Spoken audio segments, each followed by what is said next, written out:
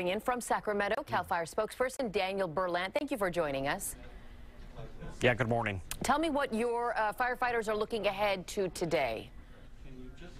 Well, again, we're going to be watching very closely the wind. Even though right now in many areas we're seeing light winds, the red flag warnings, as was mentioned, are in effect across northern California. So the potential for, again, gusty winds, low humidity, that could hamper our efforts. We brought in a lot of crews from across the state, reinforcements.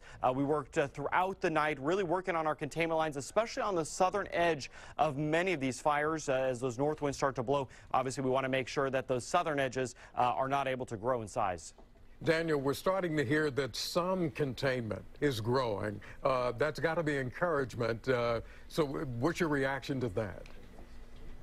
Yeah, we are making progress, though our containment figures are slowly on the rise. The Tubbs fire this morning up near Santa Rosa, 10% contained. So progress is definitely being made.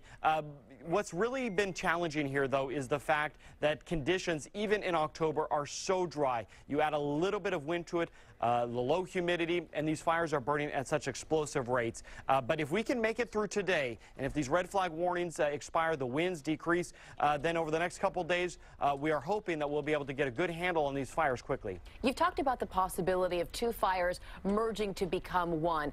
Other than the sheer acreage that's burning, is there another concern about fighting one big fire instead of two equally sized smaller fires?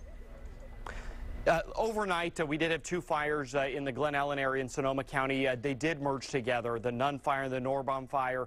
It's not necessarily a bad thing. In fact, it does make containment in some aspects a little bit easier. It's all just dependent on which direction the fires are going. But again, several of the fires now have burned together. And if you really look at a map of the North Bay, some of these communities have multiple fires all the way around them. So it is going to be expected that some of these fires will grow into large ones. Operationally, we're managing these all as a complex, so they're all being managed together. That allows us to share resources, make sure that our air tankers, our helicopters, our fire engines, we're all able to get the resources where they need to go quickly.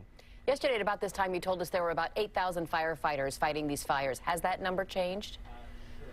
We've continued to bring in a lot of resources. In fact, our sister states to the east of us, Nevada, Arizona, Oregon, they have sent firefighting resources. The U.S. Forest Service also mobilizing thousands of firefighters across their western state stations as well, all to not only provide additional assistance on the fires that are burning nearly 24, but with the red flag warning conditions, fire risk being high, we want to make sure we have plenty of resources to respond to any new fires that may ignite. Are you limited in any way as to how many firefighters you can ask for from other states? Some people might say, you have 8,000, why not ask for even more? A couple things. First, in California, we're very fortunate. We have a very strong mutual aid system. We have a lot of cities and county fire departments that can provide us thousands of firefighters quickly. Those are who are on the front lines right now. Now what we're worried about is getting additional firefighters to relieve those firefighters who have been working, in some cases, 24 to 36 hours straight. But we are absolutely able to bring in resources from other states. One of the nice things right now is that the other states are not as busy with fire activity, so they're able to give us resources that we need. Again, we've called in more resources than we need right now because it's better to have too many, obviously, than not enough. Hey, Daniel, two quick questions. One, the psychological impact of knowing there is so much fuel still out there that can burn. And also, I had a report this morning. Someone told me that a fire station in Santa Rosa burned down and that the vehicles of the firefighters burned with it. Do you know anything about that? Yeah, Santa Rosa Fire Department, one of their stations did burn in the Tubbs fire, as did many of the homes of our own firefighters. So again, psychologically, as you asked, it has been difficult. These are our neighbors. These are our firefighters, who live in these communities. Obviously, our job is to protect life and property, and to see so much destruction, to see how deadly these fires have been, it's heartbreaking for us. But we have to stay focused. We have thousands of homes still threatened by these fires. Our firefighters are ensuring that we do whatever we can to beat back these flames. It's Mother Nature, though, that has the upper hand, and that's who we're working against. And Daniel, so many people are asking us, how did the fire start? Clearly, crews are busy. When do you think fire crews can begin the task of figuring out what started these fires? Well, obviously, protecting life and property is our priority, but we have trained fire investigators who are at scene of all of these fires. They have been working since day one to track down exactly how these fires sparked. They arrive at scene, they narrow down where the fire began, look for signs, look for clues, and start ruling out all possibilities. There's been a lot of rumors of how these fires started, but I can tell you all of them remain under investigation. We have not yet been able to determine for sure exactly what has sparked these fires.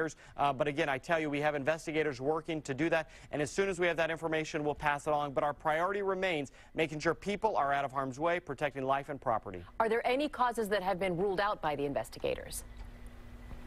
Well, one of those that we've been able to look at very quickly is lightning. Lightning can spark fires, a lot of fires all at the same time, similar to what we experienced. But we really didn't have thunderstorm systems or weather systems in that area. So on some of the fires, we have been able to rule out lightning. On others, again, it's still under investigation.